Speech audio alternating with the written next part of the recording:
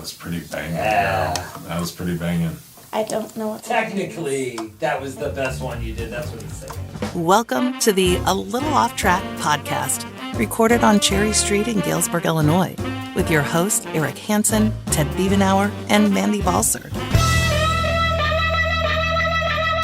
Episode 11 brings us musician and music teacher Brad Shyrack. Brad used to call the local rock station and request guitar god rock instrumentals that rarely got played, like Steve Vai or Joe Satriani. This only proved that he had great taste in music, and it turns out he was a pretty talented six-string shredder himself. Brad's been in bands, played big stages, and practices like a madman, which he passes on to young and old musicians learning guitar as a teacher at the legendary Music Makers in Galesburg. We're proud to have Brad strum those strings on episode 11 of A Little Off Track. Brad, did you need a coffee? No, Mike, stop. Did you need a coffee? Oh, no, I'm okay. You don't drink coffee? No, I'm fine. No, I'm okay. fine. We're way informal, so we've kind of already started. Yeah. Yeah. Gotcha. And if you change your mind and you want coffee, we can pause. Yeah, we'll pause. Thank you, though. We'll pause for sure. Okay. Yeah. Brad Shyrack is here. In 25 years, I haven't got it right, and he knows that every time. He's like, whatever, yep, you're close. That's exactly what he said. I was talking with my wife this morning. She's like, so who's on the show? I'm like, it's like Brad Shyrack. Spell it for me, Brad. Shyrack. Shyrack. Okay. And it's Shrike? Yep. Yeah. And she said, my wife said to me, she's like, well, you better find out what it is before you start saying it. I'll tell you. Rude. I'll tell you before I knew that name. You know Yeah. what the name I knew from Brad was? Liberace. The Burger King Kid. Oh, yeah. Tell me more. The Burger King Kid. Probably 98, 99.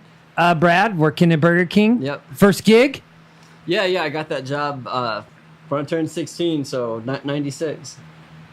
96. Oh, yeah. That was my first gig, McDonald's. Yeah, I went in. I think I probably told you that on the air. Went in, filled out application, boom, got hired right away. Where at? McDonald's in Arizona. Oh, yeah. So, Brad, why that? Did your parents just drop you off and say you can get You get a job, you slacker. No, actually, it's probably just because I wanted a guitar. I had to, buy my own electric guitar, and Okay. the way it worked out was the house I grew up in, a couple doors down. Their kids were all older than me, and one of them that had babysat me when I was like, 4th and 5th grade, and would kind of sit with me and my brother so we didn't kill each other during the summers. She was like some kind of assistant manager at Burger King, so I filled out an application there, and they hired me. It was probably because of her, like, just otherwise, they wouldn't have hired me. It's who you know, man. And then, That's right. so then that enabled me to just kind of save up and get an electric guitar. I bought it like I can't even remember the model, some kind of little Ibanez entry level. That was the goal of getting a job at Burger King. Yeah, it was just to get a guitar. So The story behind Burger King Kid, I worked on the radio. Brad worked at Burger King. Yes. Brad rocked out to this new radio station, The Laser, which... Oh, I remember that station. Oh. Brad, we could go on about that station forever, but in the beginning, were you enamored were you like, oh wow, rock station Galesburg? What'd you think of The Laser? yeah, well, I kind of grew up listening to Q93, so when it turned over to 92 The Laser, yeah, it was kind of cool because I remember like wasn't it like the Smithereens song you guys played like first, right? Yes. So I even remember Wow. that. So it was kind The of memory on this guy. Brad's got the knowledge of things that have happened that are music oriented. like in the mornings, I have to open at Burger King on days when I wasn't in school. Yeah. So like for an hour or so, I'd be the only person there. So we had like a little basic little radio we could listen to, and The Laser came in really good, and it was rock music that made me want to start playing guitar in the first place. So it just worked out good. And then you would have me call in sometimes if I went to a concert the night before. Yeah. You'd want me to call and tell you like how it went. Yeah. love that. I just want to stop that. here, time out for What? a second. It's not like I called in because I love the show. No. He said, you had me call in. Right. Listen, though. I wouldn't have known of the Burger King Kid unless the Burger King Kid called me first. Yeah, right, and let me tell you the story there. He always requested shit I knew was cool, but was a little too hip for the laser. Yeah. Rock instrumental stuff, either Steve Vai, we had Satriani. Brad knew what we had. He was trying to push the limits. He's like, can I get a damn Steve Vai song on the radio? Or Eric Johnson or anybody like that he loved that was instrumental. And usually we couldn't, so I'd give him a throw him a bone. This was written by Steve Vai. Yeah, I do. I think we had a couple during Christmas. We definitely had some Steve Vai. We played some stuff. But you won tickets finally, right? To Steve Vai at the. Did you go to that Madison Theater show? Yeah. I went with some guys from high school and everything. Did you win tickets from us? No, You I didn't? think from Okay. you guys I won a double neck Dan Electro guitar one time, and then I think you guys threw in like a Gary Hoey Christmas CD. So Nice. That's awesome. A double neck Dan Electro. yeah, and Bruce at Cherry Street, it was like something he was ralphing off. I don't actually know if I won it fair and square or if I he was rigged just it. gonna say, Eric, did you have anything It might to have been do with rigged. that? I might not have won it Did fairly. you just say you don't know if you won it fair and square, if it was rigged? How did the contest go? I remember. Here's what I remember from the contest: that Cherry Street was involved, and I can see the picture of Brad holding that double neck. It was pretty impressive, holding that double neck guitar. Was it just a? I don't remember. It wasn't like a guitar contest. I Yeah, didn't have to play at anything all. to win it. And then Bruce was my first guitar teacher and everything, so I figured since he was involved in it, and I talked to you guys on the phone all the time when I won it, I probably figured like, oh yeah, I bet you that was fair. But It wasn't. No. Was it? No, it's completely fair. Yeah, Completely fair? Absolutely, there were no dealings like that. Yeah, Did- I believe it. Like yeah. we had to keep So it all on the up his and up. eye is like twitching. Is that a wink or is that a twitch? It's the coffee. Too much coffee. No, Brad's You out. can tell us now. No, man. no, I would as a broadcaster, no, I would feel guilty. I get it. I did feel good. Ask me later about rigged radio things. I'll answer that. But Brad is. But also, that was kind of, I don't know if it wasn't niche, but how many guys were clamoring for a double neck? How long did you actually own it, Brad? I sold that when I like around, I can't remember what year. Because it's crazy. How does a guitarist like you use it? Did you use I it was at gonna first? say, Oh, yeah, I don't yeah, think well, I've ever seen anyone play one. Like at the time, I mean, I never used it on stage or anything, but Yeah. I think if I remember right, when I was in college, me and three other people from Galesburg, we had an apartment maybe 10, 15 blocks from the United Center, and I was going to school at Columbia College, and I worked at a Burger King because that's the only place that would hire me. You're the Burger King Inside kid, of a Brad. skyscraper, but it was on the first floor. And so I didn't have that much money. So most of my guitars at that time, except for like my main couple, I'd have to sell to help the other roommates like pay rent and everything. Yeah, So- Aw. yeah. And then Dan Electro was one of them. Yeah. That was one of What'd them. what'd you get out of the Dan Electro?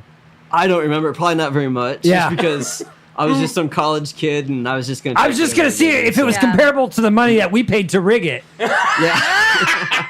Wait, I thought So I had it for a Backpedal. few years. I totally remember the picture and just thought, wow, that guitar is too much. If you'd won it 12 years prior, you would have fit in perfect and grew your hair out. You'd have been like, yeah, the decade of excess, it would have been So perfect. when did you start taking lessons from Bruce? I think 96, pretty much right after I got the electric guitar. My dad had got me an acoustic guitar the year before for Christmas, but it was like from the J.C. Penney catalog. It was Yes. unplayable. And I so remember those catalogs. the They were first, everything. well, like when I first got the guitar and I tried and work at it, but the bridge on it was kind of coming unglued, and I just thought that I just didn't have any skill or any talent, and like I just couldn't do it. And then Because it sounded like crap. once I got the Ibanez electric guitar, all of a sudden I realized like, oh, it was just my crappy guitar. Thanks, Dad. so- I'm actually well- good at this. So I started taking lessons pretty much like right around the same time I bought the guitar, probably like the week after or so. And then I was so obsessed with guitar that I was taking lessons from Bruce Nelson, but then also too I started taking lessons a different day during the week with Aaron Duke, and we'd work on different stuff. So Aaron was working with me like, I think just basically helping me learn like, the pentatonic scales and how to switch them into different keys and basic stuff like that. And then with Bruce, I think I drove Bruce Aaron's a nuts. really good guitar player and an even better teacher. I did not know that. Well, and Bruce would we would work on songs, but we did a lot more theory stuff. And then after a while, I think Bruce was getting tired of me because Look at these masters that you had. He was like Right? a bring Luke in like some Skywalker. Steve Morse albums or something, and Bruce was like, dude, I can't figure this out. Like, so, but I had a lot of fun. So I would study all I could. The technical guys from the beginning that enamored you? What were you here? What was your dad or grandpa who was playing stuff? Well, my grandpa was a really good guitar player, and he was also a guitar instructor too. But he moved to California when I was, I don't know, sometimes 6 or 7 years old. When did you see the plane and go, I have to get my hands on Well, one? I always wanted one, but when I was a kid and I would ask for one, my parents just like, oh yeah, right, they'll just end up sitting in the closet somewhere. But my dad had the, the old Creedence Greatest Hits record that everybody had. Fuck yeah. And then he had like the John Fogerty Centerfield, and he had some Beatles stuff. And I remember that being kind of the first stuff that I'd kind of sit and play air guitar to and pretend like I was a part of that. You know, when I was like probably kindergarten, first grade. Well, when I you love were that. warming up, I was expecting like drum, strum, strum, strum, strum. But you were like finger picking some Doc Watson stuff, man. That was kind of like my taste in music and the way I play just keeps changing, because when I first started playing guitar, I just played in rock bands and that's really all I cared about. But then once I started, like, the more I learned, I'd be at school in class reading a guitar magazine. They'd mention a guitar player like Joe Pass or Django Reinhardt or something like that, and then I'd go to that store. Sometimes it was called Bongo, sometimes it was called Co-op. oh right. Yeah, CD store. I'd go there and I'd just say, hey, do you have this particular person? And then whoever would be working would say like, no, but I can order you something. And then a week later, I'd go and pick up my Django Reinhardt CD or whatever it was that I happened to order, and it would have nothing to do with what I thought of as guitar, because I grew up thinking like Eddie Van Halen and all that stuff were like the best there was. And those guys are great, but then I started to realize the more I played guitar that there's like whole other worlds of guitar playing that is just beyond like what I am aware of. So Technical and and so some of it was real technical playing, and it was just like a good challenge for me, and I just have fun sitting there being like, man, am I ever going to be able to play like that stuff? So I'm going to work at it now, and hopefully by the time I'm like an old person, I'll be able to do it.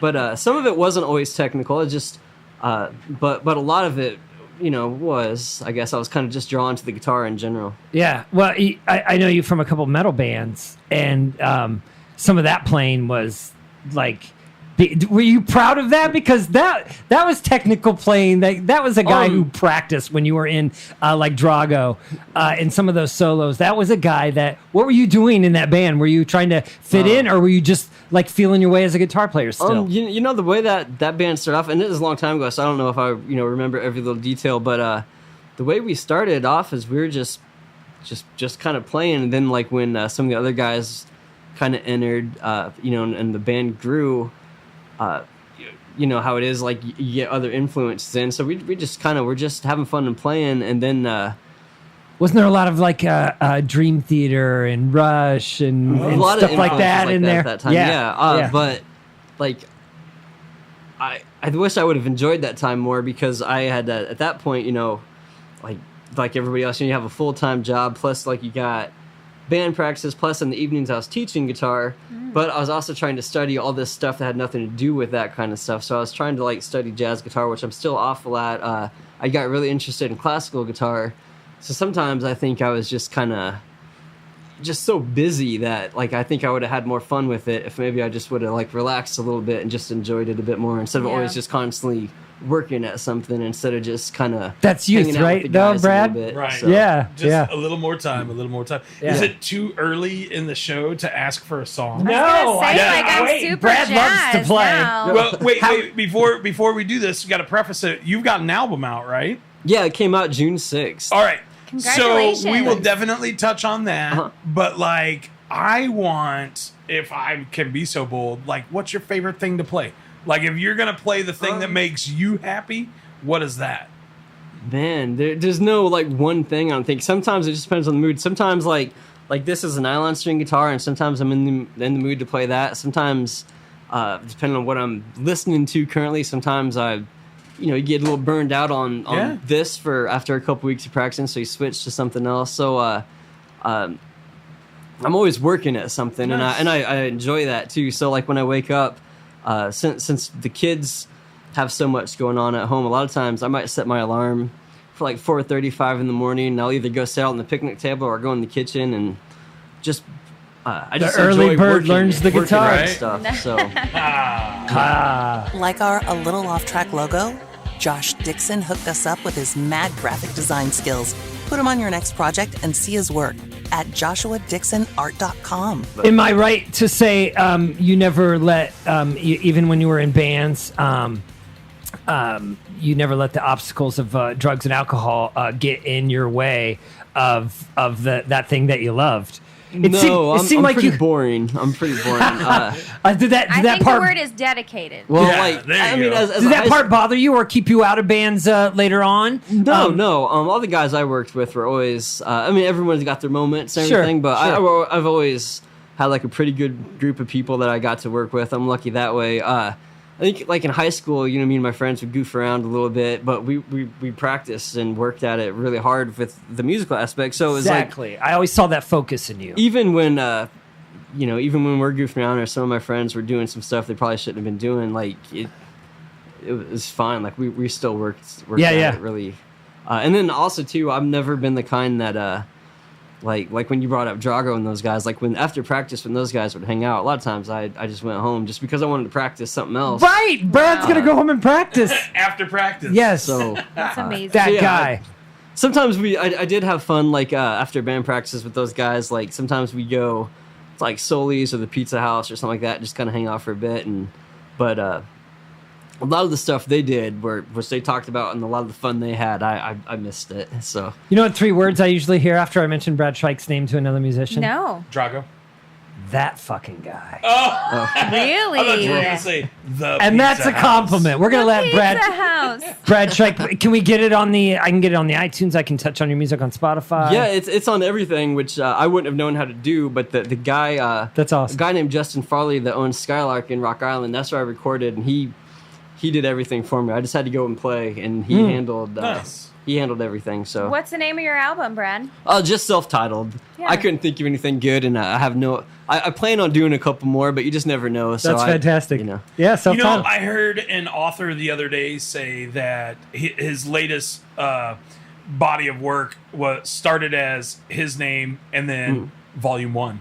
And he Yeah. said, because I don't know how much, how many, or when I'm going to die. So I can always do Volume 2, 3, 4, 5, and 6. There you go. So there you go. It's Yeah, Brad Shrike, Yep. Volume 1. Yeah, and I just decided that since I can't sing, I just do some of my favorite albums are just guitar players playing by themselves, whether it's like the Joe Pass virtuoso things or like a Leo Kottke or Chet Atkins, where it's just solo guitar and there's no overdubs, there's no other instruments. I was just like, I think it'd be fitting if for like my first thing, recording something on my own, and just do it like that. So we went Awesome.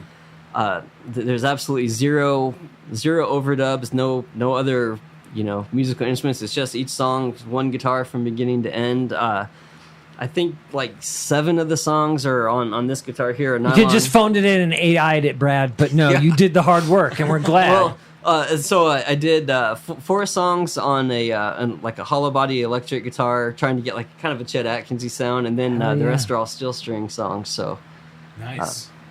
That's let's hear awesome. something, man. Brad Shrike on a little off track, High Above Cherry Street. All right, I'll do this.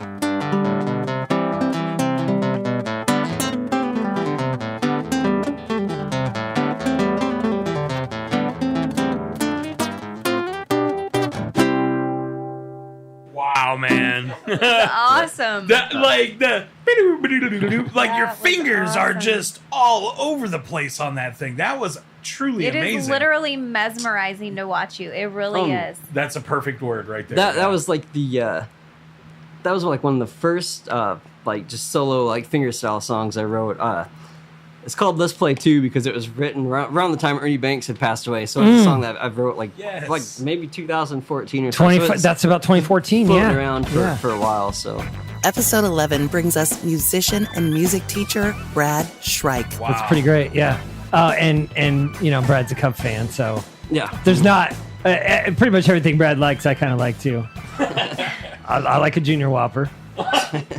Yeah, no Junior tomato. Whopper? He's the Burger King kid. Speaking Yeah, no, but of- a I love all the Junior guitar Whopper? players. Well, okay, So a regular I think Whopper's that people fine. like Burger King because you can have it your way, but I always think that the people who work there fucking hate that. Is that true? Yeah, luckily for me, like kind of like how when I'm playing out places, I don't sing or hardly even talk. I didn't have to deal with any customers usually because back then I just worked in the back. And then after I'd been there for a while, when they'd try and make me like become like what they called like a crew leader and Hey, Burger assistant King kid! manager, I'd always turn that stuff down. Yes. No, thank you. Good for you. No, thank you. I'm not into that. I just wanted to get out of there after a while. Need so. money to buy strings, take lessons. That's all I need. Yeah. Get the Like, next guitar. It's How many? Burger King. I don't want to be too serious about this shit. Yeah. The good thing about that job, though, other than the fact, like, just, you know, good experience, like, with the first job, is that the first band I was in, you know... Played like, at Burger King. Me and the bass player and the other guitar player all worked together, so as soon as our shifts were over, we'd go practice, and, like... You know, the managers knew that, you know, we were playing, and they're pretty supportive. So if we needed a day off because of a gig or something like that, you know, we could get it usually. So Yeah.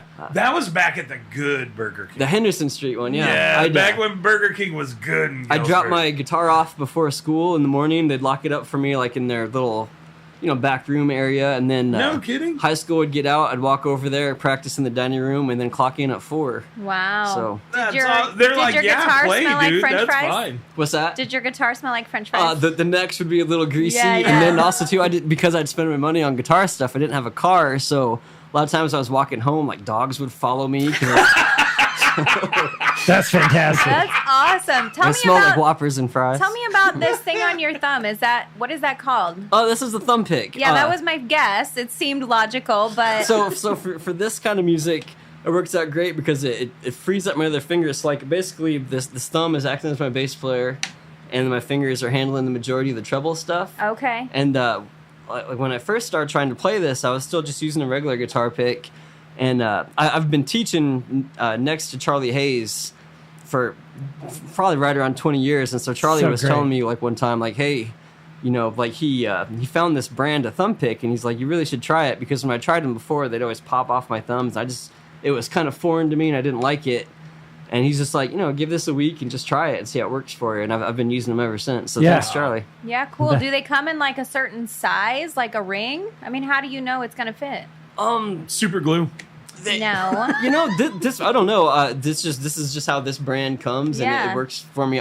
There's been others that like I'd originally tried, and like like some are bigger, some are smaller, so they don't always fit as well. But I suppose you could probably put it in hot water and kind of bend it a little bit. I've never Yeah. tried that. Folk but- singer Ani DeFranco, one of my favorites, Yeah. and a pretty fine guitar player too. Lee nails were her thing in the 90s. She loved them. I don't know if she still uses them because she's a finger pick, and they helped her Yeah. so much playing and reach the strings and just. Well, I was looking at your fingernails actually, and I'm like, yeah, this guy's a finger player. Well, see, and I've taken classical guitar lessons with like I think three different people over the years, and for classical guitar, like if I was gonna be just a classical guitar player, I mean, yeah, those guys have their nails like they're really picky about how they are and stuff. But because I play like a lot of steel string guitar and 12-string guitar, and teach a lot of students using electric guitars, it just rips your nails up, and that would just annoy me anyway. So I do keep my nails in this hand a little bit longer, but like I can't do the real thing like the real classical guitar Right. players do. Also, too, if they get like I'm always like got a baseball glove on, playing catch with the kids and throwing the football around and stuff, and that just wouldn't work out. So I don't know if this is a stupid question or not, but like, can you pick up a banjo and like just naturally add it because that style is similar? If I had a banjo, I could probably sit there and work on it a little bit because, like, I've already doing the finger rolls. I use a lot of banjo rolls on guitar, but you can probably just have to get used to the string spacing. And I guess I knew mandolin. Yeah, actually, I've got a mandolin, but I can't use it.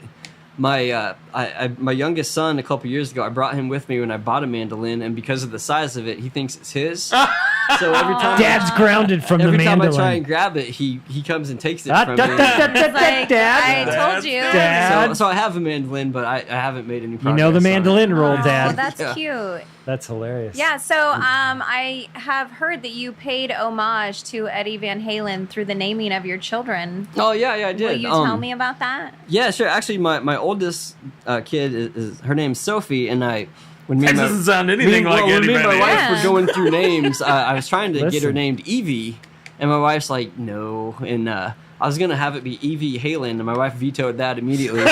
So then... So it would have been EVH. Oh. Yeah, so with our third kid, we were having trouble coming up with names, and so I was just like, how about Alex Edward? How about I get my way for once, honey? Come How on. about it? So then after he was born and everything set and he's officially Alex, and I was like, haha, guess what? Yes. So and then I told her about the Van Halen thing. She was fine with it. but- Guess what? Tricked ya. So let Mandy know how it's weaved into So the help names. me, yeah. help me. Well, Alex Van Halen is the drummer, then his brother Eddie Van Halen, or Edwards, the guitar player. So, Alex Okay. Edward. and that of course is one of my huge influences. Very as a kid. tricky. The last time we talked was when I interviewed a bunch of guitar players about the death of Eddie Van Halen and his influence, and you were one of my favorite. I'm not just blowing sunshine up your guitar, but you were one of my favorite answers because of that story about your kids and just how you kind of went on. Oh man, Van about Halen him. to me was a huge. Back before I ever touched a guitar, I'd be in elementary school, and I remember like the teachers would be talking about the stuff they're supposed to be talking about, and I'd be daydreaming about having a guitar, walking down the lunch tables, just like shedding away. Hot for teacher. So yes. yeah, Eddie Van Halen was him and John Fogerty were probably the first two guitar players I knew by name, and the first two guitar players I could hear on the radio and just instantly recognize they're playing. Like, hey, that's got to be this I person. know who that is. Yeah. So- Yeah. So probably not maybe the gut punch that it was for maybe like Sam Leon, but you knew the reverence definitely of the guy and I mean, it was a huge thing for me It was, because yeah. usually like celebrity type stuff, I don't pay much attention to that. But then when someone like that you've been That was iconic to listening you. to since you were like Sure. kindergarten, first grade, and everything like that just kind of one of those deals where it's like, man, I'll never hear like Makes you stop. unless they got stuff that they'll release from the archives. It's just weird to think that like there's never a chance you get to see that person play again or anything. So Right. Yeah. Let's pour one out for EVH. Yeah. Clink. Clink. All right.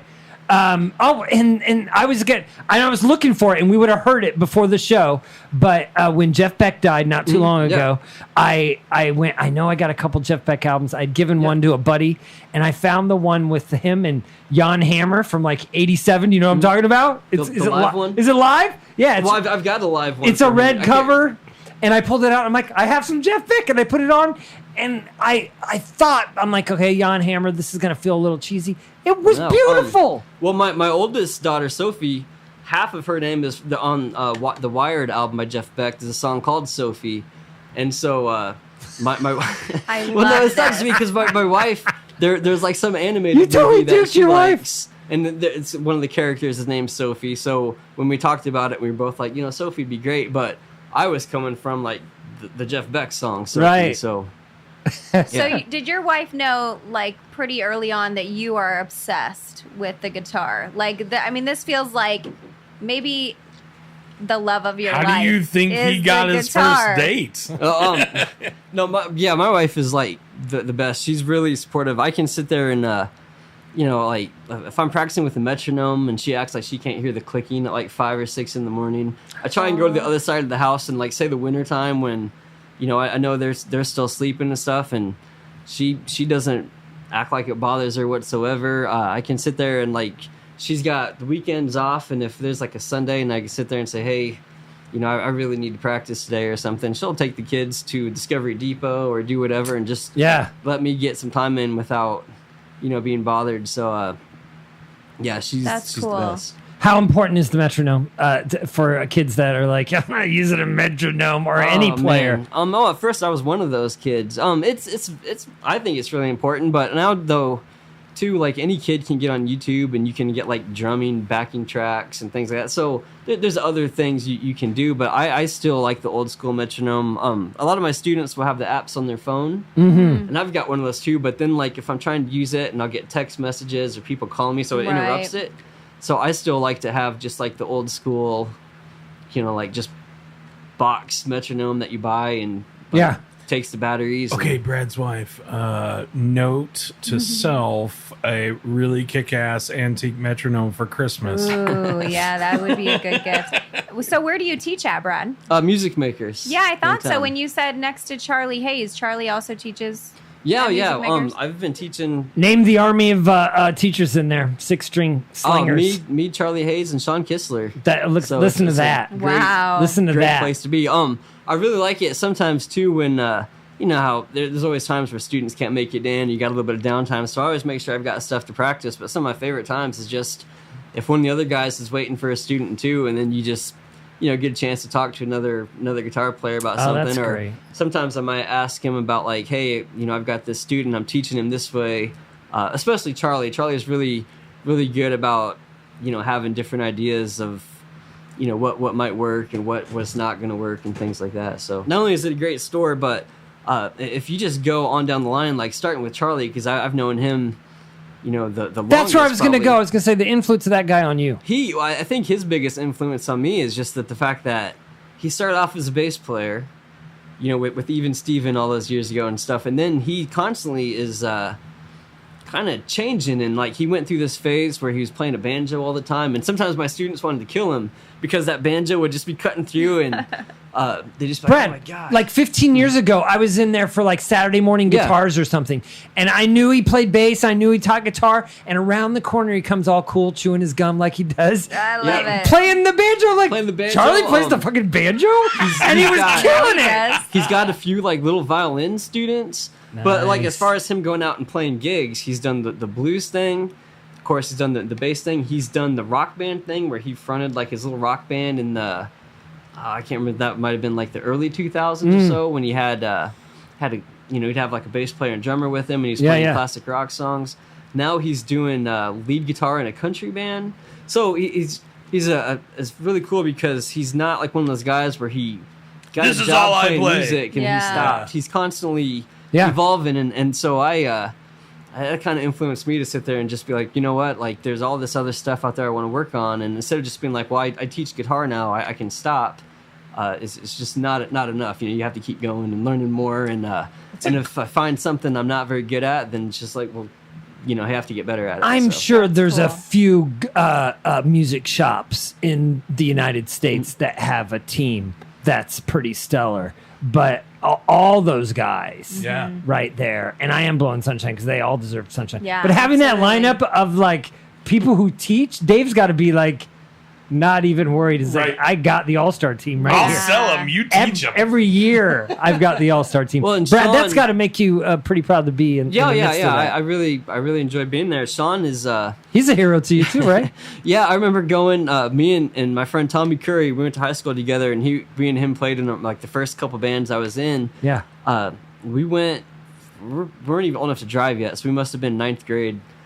We walked down to back when railroad days had like bands all downtown. Streets blocked off, and I remember there was a band playing "Calling Dr. Love," and at the time I couldn't hardly play anything. I just, that was before I really even had a guitar of my own. So you heard the intro or something. yeah, like, we heard them playing "Calling Dr. Love," and we thought, oh man, these guys must be wizards. They know how to play "Calling Dr. Love." So I didn't know what a power chord was or anything like that, and so it was dry. You know, Sean Kistler playing, singing. That was the first time I'd ever seen him, and that's always stuck with me. Is like that's the first local guy I ever seen play, and I was just like, oh man, that's great. That's awesome. So he's a badass. So for people who have kids, like, can you tell us a little bit what is that process? I mean, do you just call music makers? I mean, how do they get placed with each teacher? Is it like sometimes people just come in and just kind of ask Dave or us like, hey, I've got such and such person and they're this age, or sometimes the students are adults, not always just kids. Sure. Probably about half and half. But as far as getting placed with us, sometimes people ask for certain ones of us specifically. Sometimes it's just who has a time available. Yeah. There's all kinds of variables. I just blew up Sean's text messages until he finally said yes for Aurora. Oh, did you? Yeah, like, dude, you got to answer me, dude. So what is like the youngest age?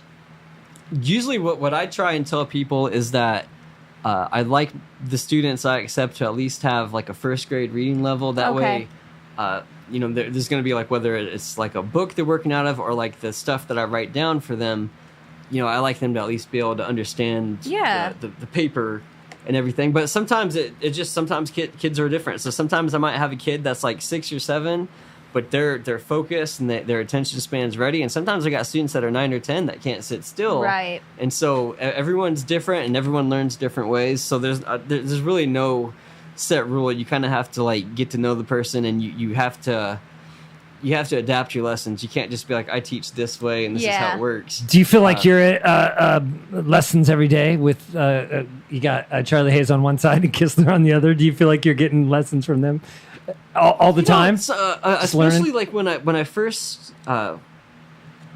started teaching, and me and Charlie were at the same store. Yeah.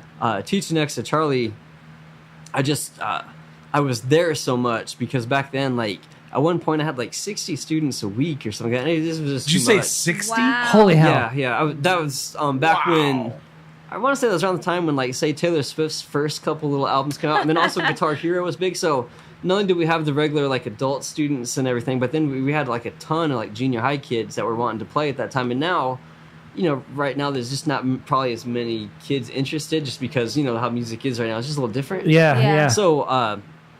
So I spent so much time Which at the is shop. pissing me off, Brad, but go ahead. And also back then I didn't have kids of my own yet, so I was able to just spend more time, at the music store. And so then, just hearing Charlie playing and talking to him about different stuff, because my playing was changing, and just kind of getting different advice and things like that. Yeah, it was. Yeah. It's just great. When you're a guitar player, just having the guitar in your hand is great, because like you might only get 10 or 15 minutes, but that's 10 or 15 minutes that you can sit there between students, and you can do like, whether it's like a little picking exercise, you can practice chord inversions, or there anytime like sharpen your tools. Yeah, you're just sitting there with the guitar, you get more of an option or opportunity to sit there and work on something. Whereas like, if I'm working at like Target or Lowe's or something, I can't sit there and be, okay, this customer's gone, I'm gonna go grab my guitar now for 10 minutes. Right. So is teaching lessons what you do full time? Well, 4 to 11 today at Burger King, but yeah, he's still the 25 years. He's the Burger King kid. Well, I do. It works out great because my wife, she's got like a regular, like a full time job. So then with teaching guitar, if say one of the kids has a doctor's appointment or someone's not feeling good, I can just get a hold of my students, like, hey, we'll just postpone this week. So between playing out and then teaching and everything, so I've been pretty lucky to just mostly just play guitar. You're a full-time artist. I love that. Yeah. Like my kids tell me though, for a guy who plays guitar so much, I should be like doing better than I am. Shouldn't you be a master, Dad? Not quite, Kids, so. man, they'll humble you, won't they? Shouldn't you be like Yoda? I'm gonna ask two things. Mandy, can you reach behind that fan and turn it off? Yeah. Because I want to hear more of Brad's guitar. And Brad, what are we going to hear next from Brad? Brad Shryack is the name of the solo album from Brad Shryack. Galesburg boy, born and raised?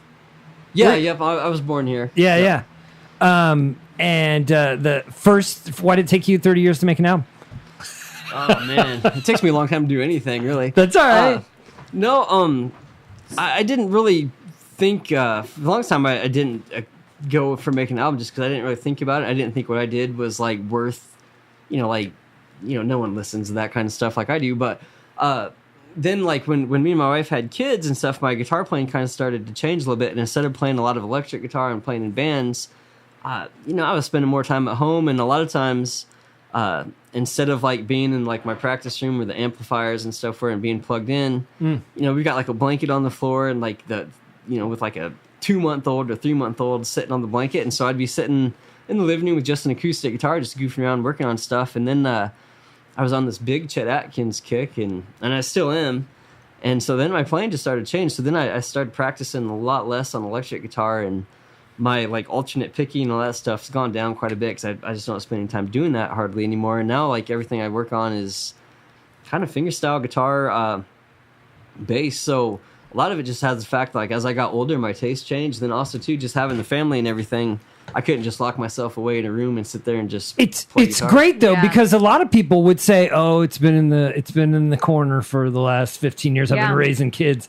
You found a way to integrate that in, and I bet those kids, there's 3 of them.